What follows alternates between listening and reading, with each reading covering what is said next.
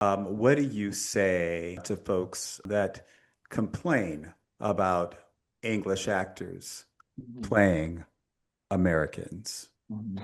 I think the enemy wants to invent new ways for us to Mm, fight in plantation politics, So I think the conversations, especially in 2026, we have better things to be talking about when it comes to bringing us together rather than breaking us apart. You are Black in the Green Room with me, your host, Keith Underwood. And this is your spot for real talk about entertainment with entertainers, creatives, and showbiz professionals. Nate Parker has built a career telling stories that challenge audiences to think deeply about justice, humanity, resilience, and the choices that shape our lives. Whether in front or behind the camera, his work consistently explores people facing extraordinary circumstances while searching for purpose, dignity, and redemption. His latest film, Newborn, continues that tradition, offering a powerful look at trauma, healing, and what it truly means to reclaim your life. Today, we're talking about the film, his creative journey, and the role conscious filmmaking can play in inspiring, meaningful conversations. Nate Parker, welcome to the room. So happy to be here. Thank you so much, Keith. It's exciting time to be talking about our stories and how they impact people who look like us around the world. So the fact that you all are interested in what we're doing here is really exciting. So happy to talk about it. Absolutely, absolutely. So let's jump right into Newborn. It's ultimately a story about a man trying to rediscover himself after unimaginable isolation. So, what is it about Chris Newborn's journey that spoke to you on a personal level? Why did you decide to write this story? Why did you decide to create this story?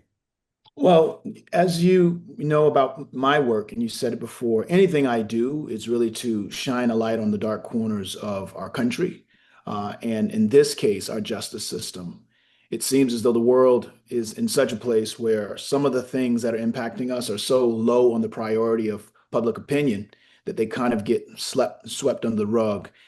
In the carceral system, the solitary confinement specifically Hmm. is something that has been deemed torture by every other country, or many other countries. And it's something that we should not have to endure. And knowing the numbers of people who are in the solitary confinement system right now, at any given day, it's over 120,000 men, women, and children. It's something that deserves our attention. So when I heard about some of these statistics, a lot of my family members and different people we know have touched the justice system, and I did not know so many of them at different parts of their story had an impact or a story to tell about solitary confinement. And for those who don't know, it's 23 hours a day, locked down in a 10 by 8 foot cell, and the lights never go off.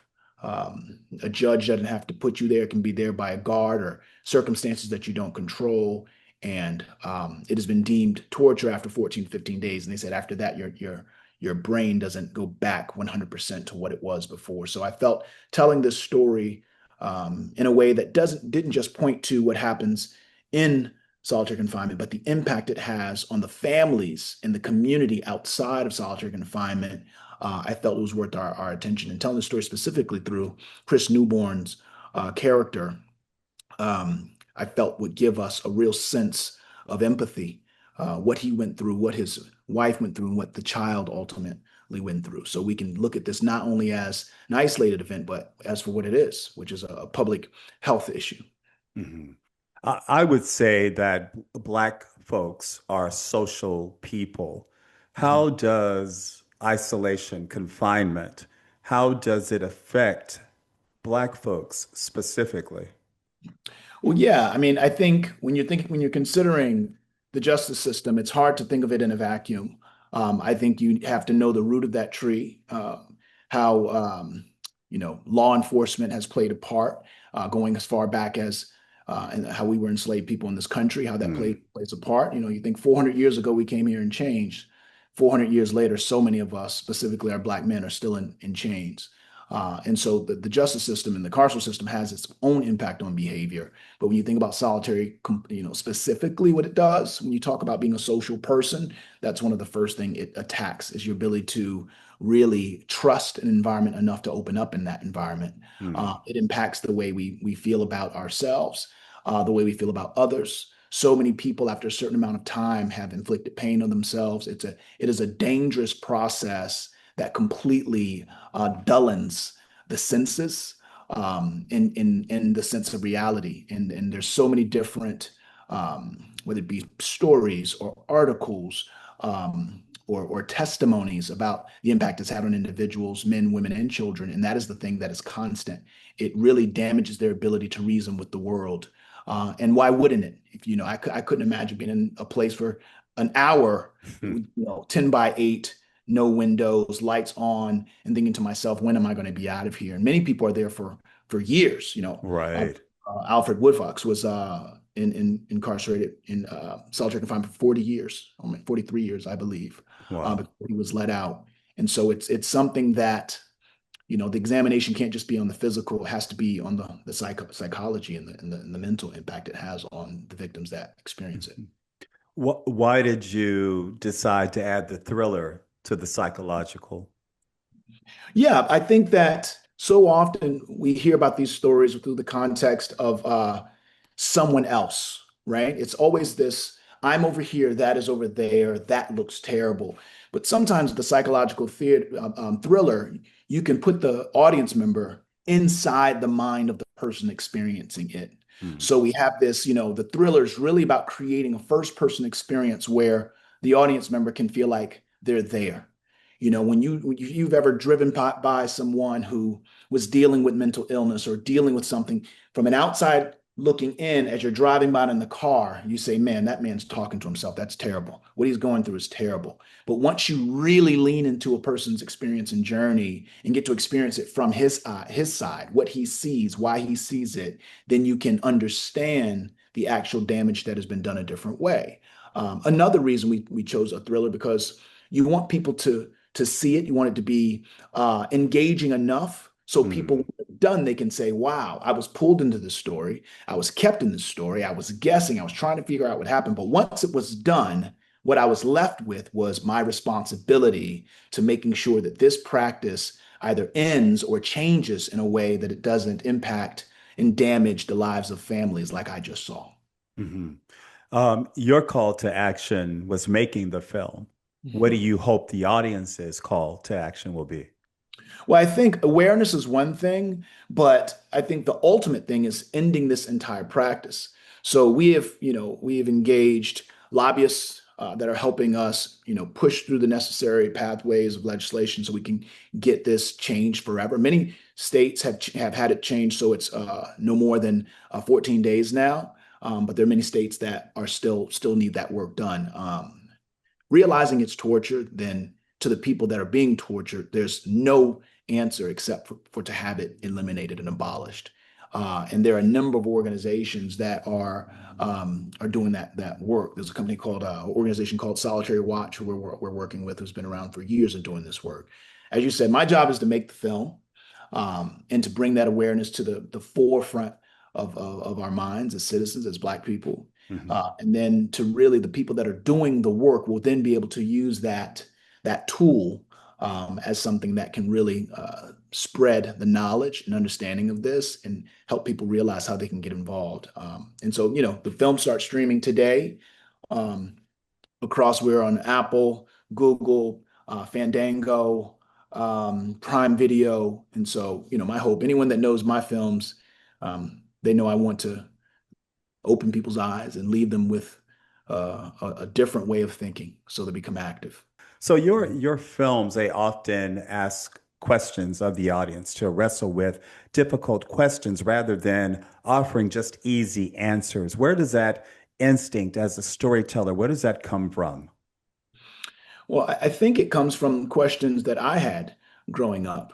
I think when you don't have context and you see those around you dealing with injustice, touching the justice system in ways that felt unfair by consensus, even as a young person, you ask yourself, then then what is this system that we're talking about? What is this system that has put us in a position where there are tears and this person has been gone, or this person, because they've been gone so long, they're having this impact, this post-traumatic stress.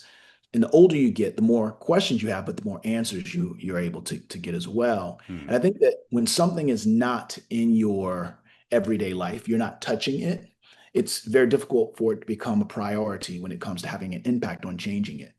And so not everyone has family members or friends that have been in this situation that have touched solitary confinement.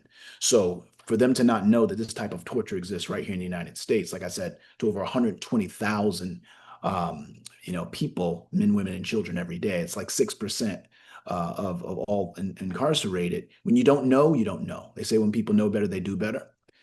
So the goal is to take those questions that have created answers for me through research and through the how the justice system has touched my family, and digest it, and we'll put it in a way in such it can be digested in story. I think the story is the most powerful thing that we possess. I think it's the most powerful thing any human being possesses, because in it lies not only our identity but the answers to who we are and why we are, almost always. Hmm.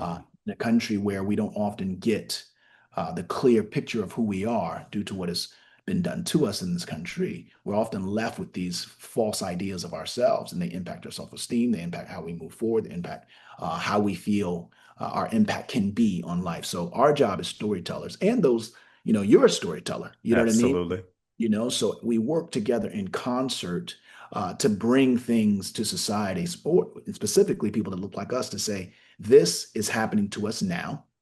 We are in various levels of capacity when it comes to addressing these things. So, what can we do with the calling that we have to address this situation in our communities? And sometimes movies can do that. I mean, if you look at even a film like Wakanda, a Black Panther, what does that do? We're not obsessed over this piece of media because it just shows powerful people. I think it does a thing that hasn't been done for us in this country, unless we've done for ourselves, and that's connect us to the origin story of who we are and who we always have been. And that has an impact on how we move forward and how we stand in the gap for people who look like us or generations behind us. And so, until we are able to challenge the hard things, ask the hard questions, provide answers to those that don't know, use storytelling or whatever the tools in front of us are, to be able to sharpen our position and strengthen our resolve around what we can actually do. Until we do that, then we're not free. Hmm. I would dare say that from experiencing your films, that injustices Mhm. have always been your lane. Why? Well, if not us, then who? Hmm. No, and if not now, then when? I think that the injustices that are being done to us directly impact the health of our community. So it's easy to point to the result that we see. Oh, look at these men and women and children in prison. Oh, they're in solitary. Why are they even there? They shouldn't be there. But we don't look at that little line, that string. If you pull that string and stay connected to it all the way back to the beginning, the things you learn will give you a different understanding of why we are. And so I think those injustices don't exist in the silo. They're connected to the very DNA and fabric of who we are.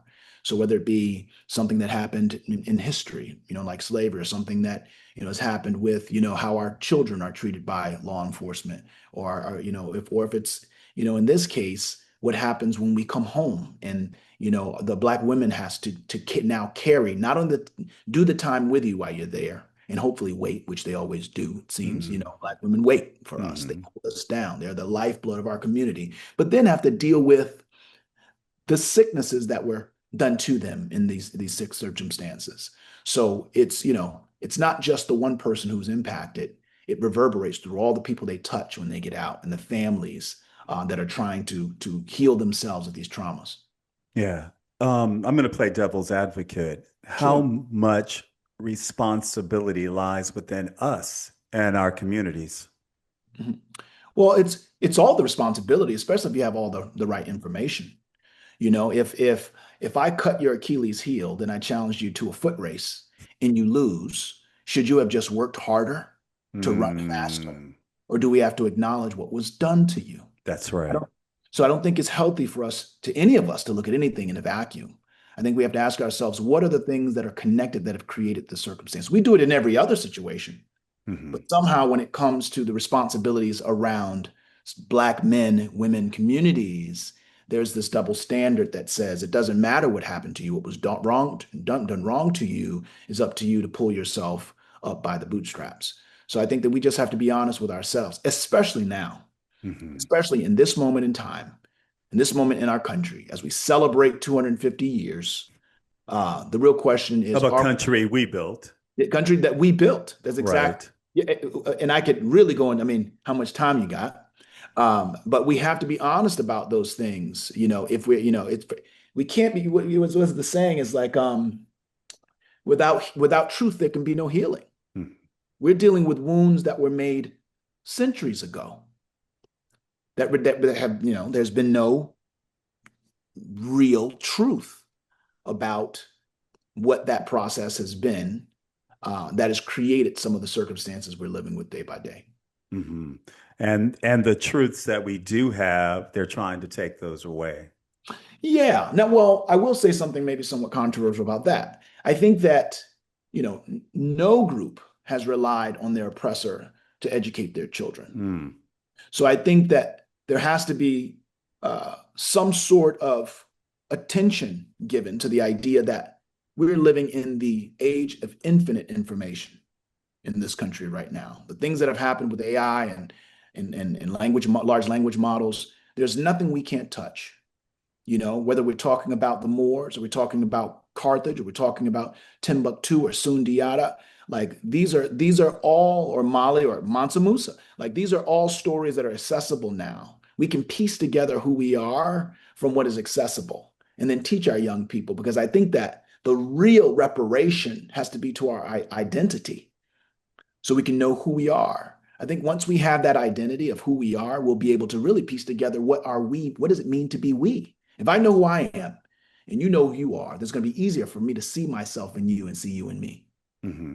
right? I'm glad that you played into that way, because that takes us back to what I asked was, what is our responsibility? Hmm. And Yeah, part of it is to teach, to ourselves. educate. That's right, absolutely.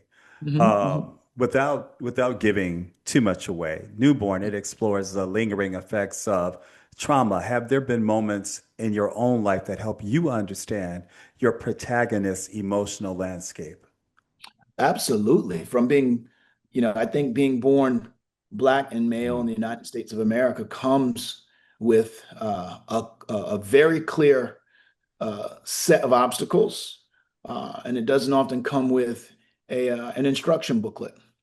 And some might say, well, no one does. Well, yeah, but there's some instructions that we should have gotten when we were born with respect to what happened to us before we got here. And I Hmm. think that we're the only community that is encouraged to forget what has happened to us, while so many other communities they hold the line on their mantra of never forget.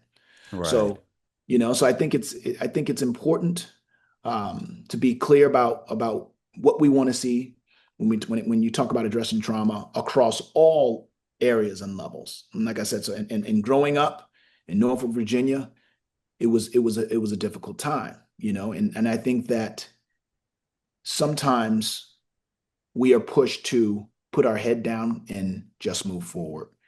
And I think that's a dangerous behavior, because without the true understanding of what we're facing, we can tend to not only blame ourselves, but teach our children to blame themselves and our children's children to blame themselves. And so there is no healing, because again, there is no truth. And we're just living within the context of our obstacles without understanding how they got there or how we can pull ourselves over them or do it together. Hmm. How do you approach your not real brother or sister Mm. who who hasn't had that journey? They don't understand Norfolk, Virginia. How do Uh, you approach them with that uncomfortable truth in conversation? I think you do it with love and faith. I think as human beings, we can feel a person's intention. Uh, Hmm.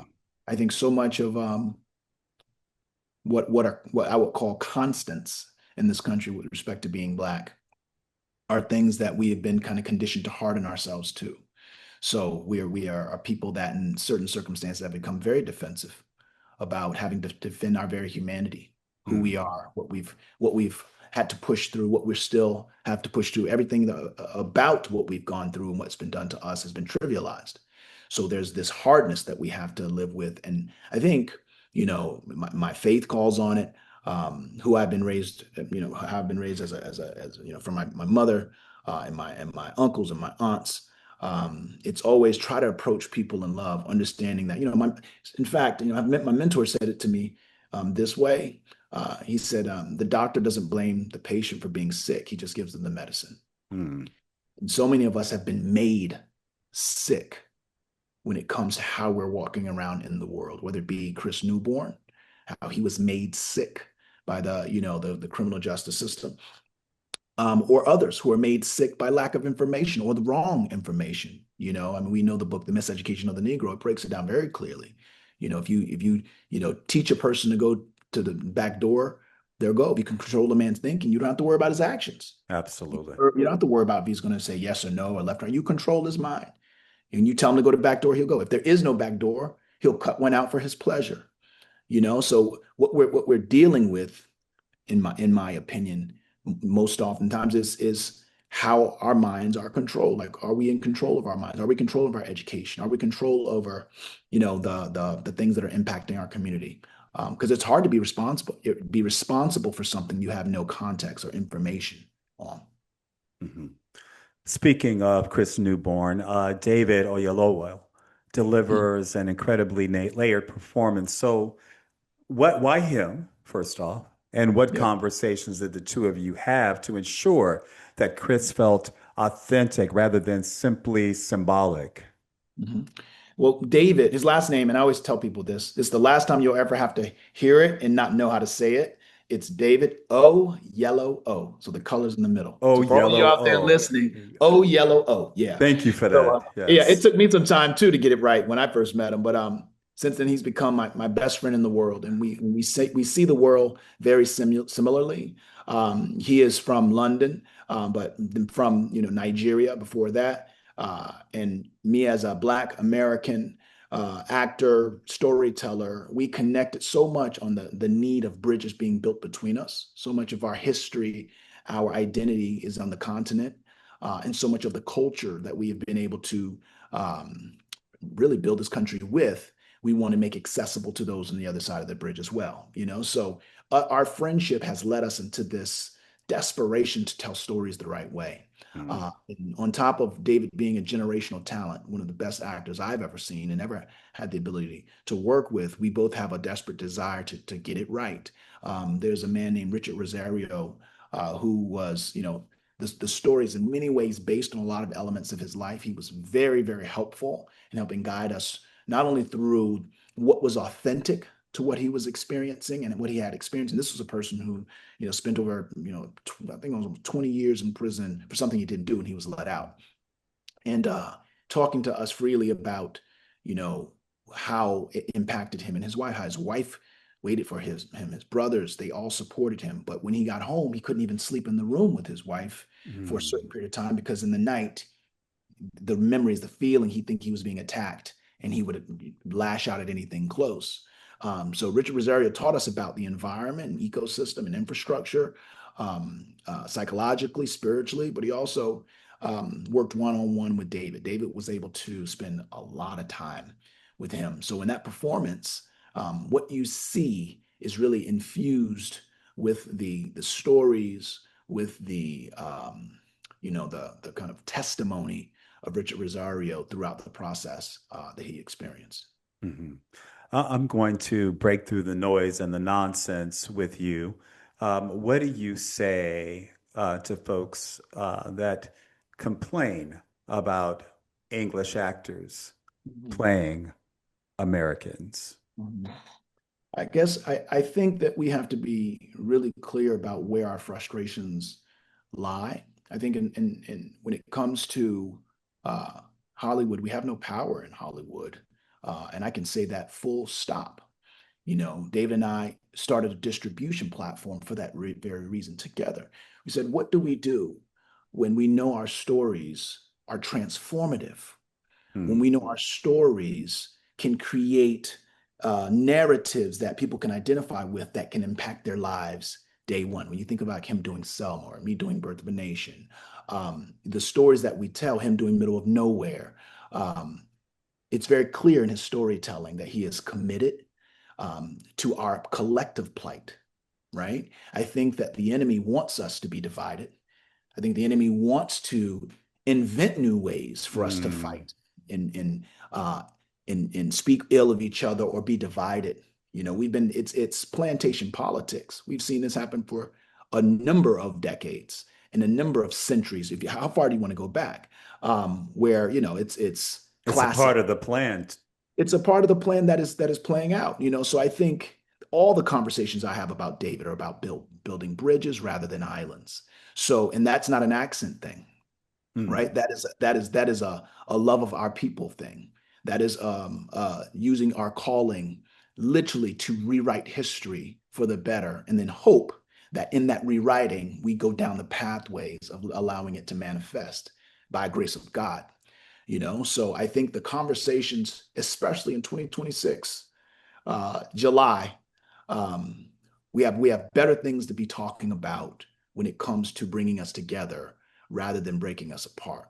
And so this film, I think, does that. I think the more we can work together as people from different places of the diaspora, the more we Mm. can spell this myth that we are actually at odds, because it's a myth.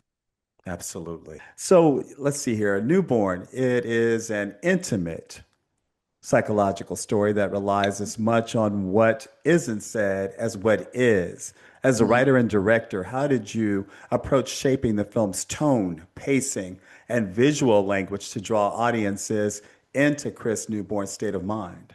Mm, I love that question because it speaks to the nuance of pacing. So if you could imagine someone being locked in a solitary confinement cell, 10 by 8, 23 hours, locked down for 10 years, the silence, uh, what comes out of that silence, what doesn't come out of the silence. You know, Richard spoke about the time there would be long stretches of silence that were unbearable. And then there'd be long stretches of screaming and yelling and banging from others who were in solitary on that unit, on the shoe, that was just unbearable. Again, there is no escaping. And then to go for Chris Newborn, and so many of us, or so many of the men, women, and children that come out of solitary, when they're released into the world, there's no psychiatric evaluation. Hmm. There's no understanding of their mental state. There's no even pulling together of their journey to say, well, this person spent 5 years, 10 years, 20 years in solitary. Let's see if they are healthy, if they are a danger to themselves or dangerous to others. They're just left out into the world. Now imagine that circumstance, then going into a city like New York, and now you're in Brooklyn, and now the windows open and there are people everywhere, and you've been forced to be in this situation of isolation for years. um, that the impact that has, the sounds, you know, when I did a lot of my research, they talked about the sounds, they talked about the isolation. There's a scene in the film where I'm not going to give anything away, but there's a scene where you see our lead character Chris in a hole and you see others in holes, and that came directly from an interview I had with a man, and I asked him to describe to me as best he could what it felt like to be in solitary confinement. He said it's like being in an open grave, and you can see people. You can look up from the bottom of that grave and see people walking across. You can hear them talking, but no matter how much you scream or reach, they don't acknowledge you. You can't see them. You know, Hmm. and so there's something about not being seen or being invisible, you know, and Ralph Ellison talks about, he said, when a person feels invisible long enough, they will soon lash out at the world to remind the world they exist. That Hmm. acting out can come in the form of hurting others, hurting themselves, making up imaginary people, interacting. There's so many things that happen. So for him to come out of that isolation, go into the city, not be able to function, and his wife doing the best she can, take him into another situation of isolation, uh, and then that quiet, you realize that, again, I'm not going to give it away, but there's somewhat of a safety in the retreating back into that place of torture. And I think that is a danger of what it does to the mind. So the pacing of the film, the quiet of the film, juxtaposed against the loudness of the film when he's in the city, and then ultimately the lashing out because of the not being seen for what has happened to him, and now trying to control everything in front of him based on the fears and traumas that he's experienced. The hope is that that journey can then be used as kind of like a measuring stick for how this impacts others that have gone through this situation. Hmm. What I like what you said with the quote was about isolation. That's interesting to me because can't the same thing be said for impoverished communities as well? That lashing out? Yes, and or the very people that are in prison that aren't even in solitary. The reality is when you don't feel seen, it does something to your spirit. When you feel like you are suffering in isolation, specifically when it's tied to injustice, it does something to your spirit. We've all experienced some version of something being done to us and speaking to it in a way that says, well, where is the justice for my circumstance? Where's the justice? And not being heard, not being seen. We see this so often in our community, so often with Black women. You know, it's you're forced to play mother and father and then blamed for masculine energy. You know what I mean? It's like Mm, not seeing that it comes from somewhere. It's not an isolated situation. It's the very culture that has been created and that is passed down generationally. You know, there's this book by Dr. Joy DeGrasse called Post-Traumatic Slave Syndrome. I mm, highly recommend it, but it gets into the psychological implications of how traumas from our forefathers and our ancestors kind of creep into almost the DNA of who we are and impact how we are raised and how we raise our children, whether that be how we, beat our children or how we talk to them to protect them. All of that comes from somewhere. We have to be willing to look at the root of the tree, not just at the fruit of the tree. mhm. There's a visual, and I don't think I'm giving away any story by asking this question. There's a visual in the film of what I believe is Africa painted in blood. It's at your apps. You have a good eye. Very good, very good. Talk to me Very about that. well. The imagery in this film, for everyone who's listening, I would say when you're done watching it, go back and watch it on point five. There's not a frame in this film that hasn't been, prayed over, I will say. Um, and it's all connected, and it's in the same way, if an ice cube melted and you were looking at a wet trickle, the only way to understand where it came from and how it got there is to trace it all the way back to the beginning of when it started to melt. I think that is the missing piece. So when you see that piece there, some might ask, well, what does Africa have to do with this? Well, if you know, you know. Hmm. Mhm. You've consistently gravitated towards films with something meaningful to say in an era where spectacle often dominates the box office. How important is conscious filmmaking to you, and what responsibility do filmmakers have to elevate the conversation? Well, I think that it's of the utmost importance because I think it's life and death. I think there's nothing more important than identity, especially to a people who have endured great hardship.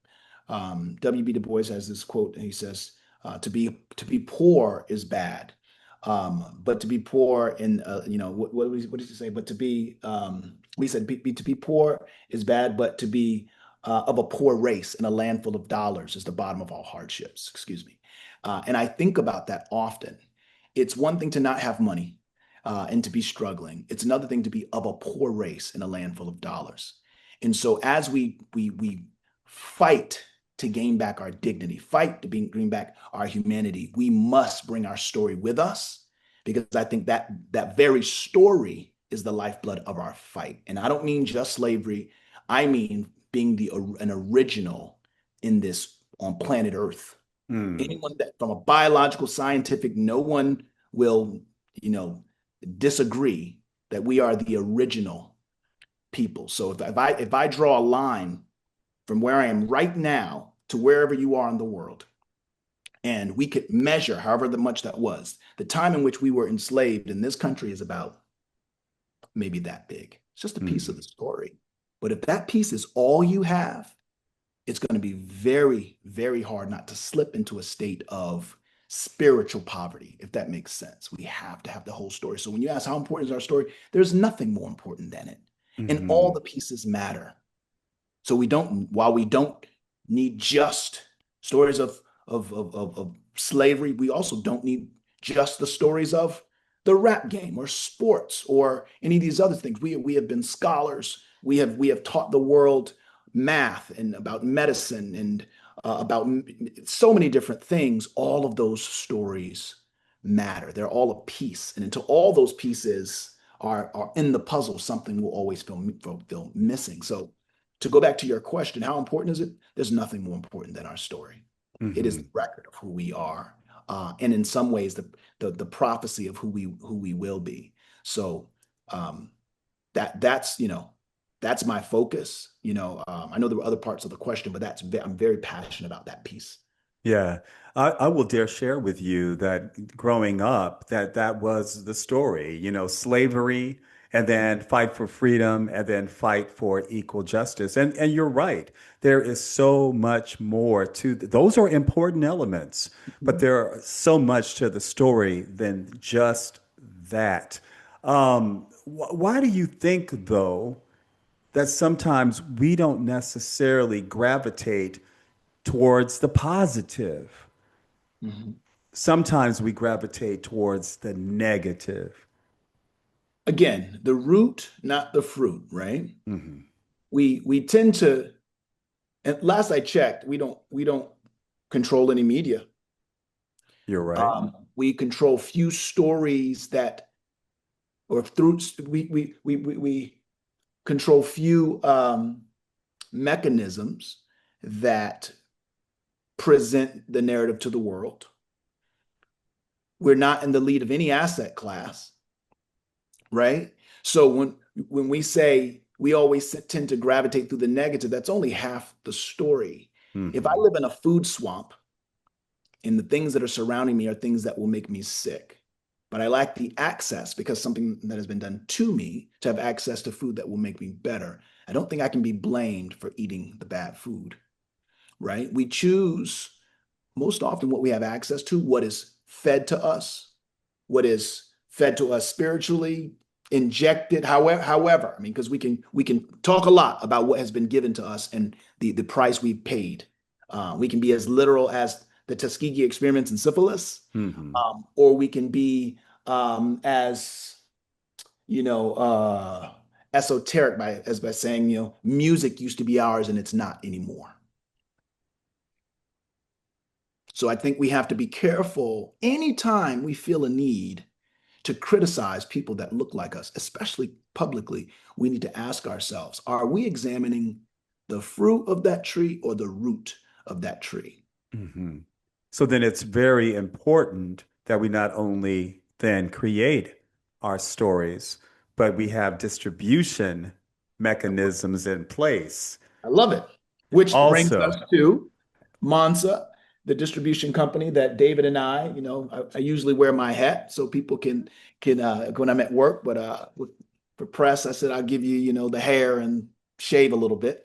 But yeah, David and I about 4 years ago, we said to ourselves, there has to be something more than just complaining. You know, Hmm. technology, we're telling so many more stories, but you can see we're not cultivating any young artists. We're not having the Ryan Coogler's being cultivated. They just call him a young man, but he's Hmm. my age. You know what I Right. mean? There are surely filmmakers after Ryan and ones that he's desperate to pull up. Ryan is someone who has put a ladder down and he's pulling up as many people as he can. But the difficulty lies in the cultivation. We have to find ways to cultivate our people, our women, our children, our stories, all across our building the bridge. All of that has to be of record. But if we don't have distribution, it doesn't matter. It's a tree that falls in the woods. Because if Hmm. you don't have a mechanism for getting it to an audience member, from the idea to the hearts and minds, then it's a story that might as well not exist. And you see with many of the festivals right now, it's just we're not. See if you can. I give you a challenge. Go to Apple Trailers right now. Go to trailers on Apple TV. Scroll and see how many Black people you see, and all the films coming out. Right. So there's an erasure that is happening right in front of our faces. But again, we should not rely on our oppressors to educate us, tell our stories to us or our children. So David and I started Mansa, which is, the name Mansa Musa is to encourage us to really set our feet in the abundance of who we can be rather than, the detriment that is happening. We're cleaving to something that is aspirational. We host long form content, podcasts, short form. We're about to launch our micro dramas, which are like our catalyst for IP. We believe that's a really strong way of getting young people working and cultivating young actors. And we've already, put 200 crew members to work in Atlanta. The goal is we have to be willing to dig the hole and pour the concrete and put in the rebar and then put up the floors to our own building. We have everything we need. We have all the tools. Storytelling is just that extra. It's like for a marathon person running a marathon, doing the hard work. Sometimes a good story can be like the water that they grab on their way while they're running the run, because it's not easy. Can you tell us briefly, because this is very important to our audience, can you tell me the submission process to become a part of Mansa? Yeah, it's really made it really easy. You can either DM us on @StreamMansa on our social media handles, or you can go to mansa.com/submissions and you submit, and there's a form. You can submit, your microdramas, you can submit your decks, your whatever you have. We license content that's already done. Our whole feeling is that no good project that has the impact to change lives should be sitting on a shelf somewhere. Now, we're a startup. The one thing you learn very quickly is that when you're looking to build something, it's not, the workers are often very few. There's very much a desperation to be a part of what the mainstream is doing. And sometimes even in the face of the mainstream rejecting our people, still remains our aspiration. And I think that I've seen that more than anything in my career, being in this business 23 years. I think the saddest thing to ever see is someone that believes their only progress can come from the people who care about them not. Wow. Nate, where can everyone find you on socials, and where can they find out more information about Newborn? Well, yeah, on Instagram, I'm at Originate, ORIGI_NATE, or you can just search Nate Parker, and you can find the trailer there. You can go to newbornmovie.com. The film is available today on Apple TV, Prime Video, Fandango, and Google Play. And, I ask that anyone that has ever liked my work to take a look and tell me what you think about it, and DM me or whatever. My goal is to make projects for the people. It's what I will always do as long as God allows me to do this. And I always listen, because I want to grow in a way that the people that I'm looking to impact always know that I'm for them. Yeah. Nate Parker, thank you so much, man, for your passion and for your work, and then also for joining me on Black in the Green Room. Be sure to follow me, Keith Underwood, at Mr. Keith L. Underwood on IG. You can also follow me on FB at Keith L. Underwood. And you gotta follow Black in the Green Room at Black in the Green Room across all platforms. Until next time, this has been Black in the Green Room.